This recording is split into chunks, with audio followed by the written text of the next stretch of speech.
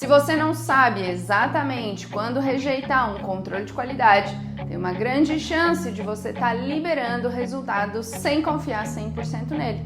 E o pior, achando que tá tudo certo. Esses dias apareceu uma dúvida na comunidade Self, a maior comunidade de excelência laboratorial veterinária do Brasil. A dúvida era essa: valor rejeitado é o que a máquina liberou errado? Eu sou Daniele Silvano, médica veterinária com doutorado em patologia clínica, mais de 14 anos de experiência na área laboratorial.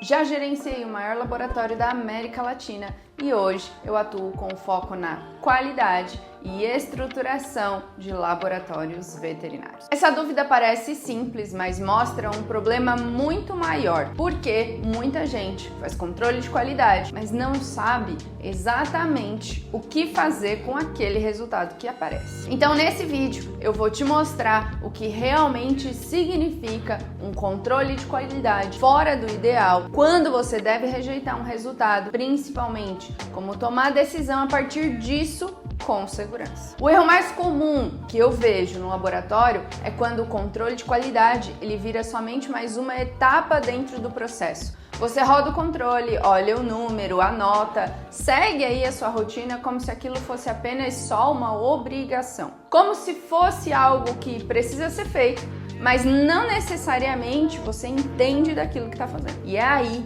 que começa o problema. Porque o controle, ele não tá ali só para bater valor. Ele tá ali para te mostrar o comportamento do teu sistema, como um semáforo de trânsito, um sinalizador, para te dizer se você pode ou não seguir com confiança e deixar o trânsito das amostras dos seus pacientes rodar tranquilamente. Mas quando você não para interpretar o que aquele resultado está te mostrando, você perde completamente a função do controle de qualidade. Ele deixa de ser uma ferramenta de decisão e vira somente um registro lá no papel. E no momento em que isso acontece, você continua rodando os exames dos pacientes, liberando o resultado, achando que está tudo sob controle. Quando, na verdade, você pode até estar trabalhando com um sistema impreciso e inexato. Ou seja, você ultrapassou o semáforo no amarelo ou no vermelho sem analisar os riscos. E esse é o tipo de erro que não aparece de forma óbvia para você,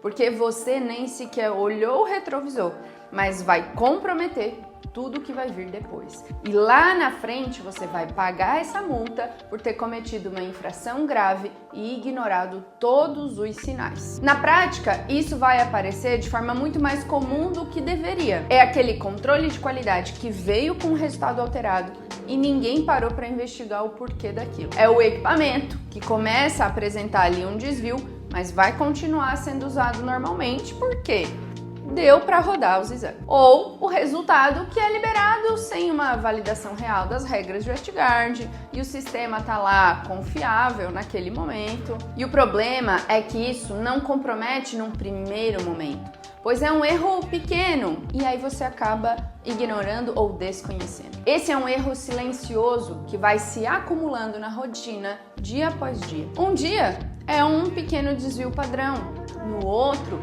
é uma regra que não foi identificada. Depois, uma análise individualizada com base apenas num registro daquele dia isolado. Mas o sistema, ele já não estava exato.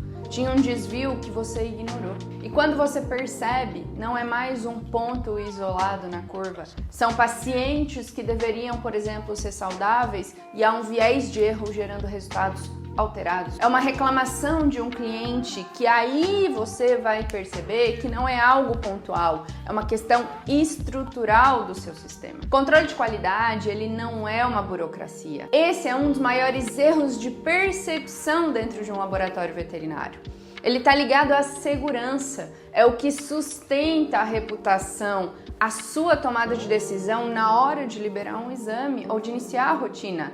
É o que te dá base técnica para confiar no resultado antes mesmo de você pensar o que o clínico vai fazer com aquele laudo. Mas para isso acontecer, não basta rodar controle somente. Você precisa interpretar, precisa entender o comportamento daqueles números ao longo dos dias da sua rotina. Precisa saber reconhecer quando o desvio padrão ele é aceitável e quando ele exige que você tome uma ação. Ter critério das velhas regras de Westgard para decidir. Isso aqui eu aceito ou isso aqui eu preciso rejeitar e investigar? E isso não vem de decorar somente essas regras de VestGuard, mas de construir um raciocínio crítico sobre todo o seu sistema. Esse sistema que envolve operador, equipamento, insumos, ambiente, tudo isso pode gerar erro e erro no laboratório. É uma soma de variações que vão refletir se o seu resultado é verdadeiro ou não. Na prática, resolver isso passa por 3 coisas muito claras. Primeiro, tem que parar de tratar controle de qualidade só como um registro e começar a tratar isso como uma ferramenta de decisão. Controle não é só uma ação robótica que você executa, precisa analisar aqueles números. Segundo, criar um padrão de análise, saber o que você olha, desvio padrão, média, coeficiente de variação. Como você interpreta, que tipo de erro está lidando? É erro sistemático? É erro aleatório? E qual é a ação que você toma diante de cada cenário? E o terceiro ponto, ter histórico do seu controle. Quais são os números que você obteve, as ações que você tomou e ter consistência, registro diário da sua rotina. Porque o seu sistema, ele não funciona isoladamente um dia após o outro. Isso não define o seu problema. A sua rotina, ela tem um histórico, um comportamento do controle de qualidade ao longo do tempo. Quando você começa a fazer isso, o controle, ele vai deixar de ser só uma etapa e vai passar a ser o que realmente deveria ser. O seu aliado na segurança técnica na rotina laboratorial. Agora, sendo muito direta com você, esse tipo de raciocínio é muito difícil de construir sozinha, porque não é só uma teoria simples, é interpretação, análise crítica, decisão. Preciso olhar para um resultado e entender o que ele realmente significa dentro daquele ecossistema. E isso só se constrói testando, errando e, melhor ainda, com troca, com discussão e com exposição de casos reais com quem vive isso todos os dias. E é exatamente isso que acontece lá dentro da Selfie, a comunidade de excelência laboratorial veterinária. A gente não fica só em conteúdo teórico. São diversos assuntos abordados, sim, sobre desafios do laboratório veterinário. Discutimos controle de qualidade alterado, comportamento de um equipamento, de uma reação, dúvida na liberação de um exame na bancada, laudo. Você tem acesso a aulas gravadas, aulas ao vivo, mentoria, o grupo de WhatsApp, ou seja, você tem contato com pessoas que estão buscando o mesmo conhecimento que você, fazendo trocas diárias e sendo orientadas por profissionais de referência. E isso acelera muito a sua evolução, porque você não aprende só com o seu erro, mas com o contexto de vários laboratórios veterinários ao mesmo tempo. O link para você fazer parte da Selfie, ele tá aqui na descrição e fixado nos comentários. Agora, eu quero te deixar uma pergunta bem direta. Você realmente sabe quando rejeitar um resultado de controle de qualidade ou você só tá aí seguindo o fluxo e torcendo para as coisas darem certo? Se a sua resposta for não, você precisa estar na Selfie. Se esse vídeo te fez pensar, já deixa aqui o seu like, se inscreve no canal e me conta aqui no comentário, você já passou por uma situação onde ficou em dúvida se deveria aceitar ou não o resultado do seu controle? A gente se vê no próximo vídeo.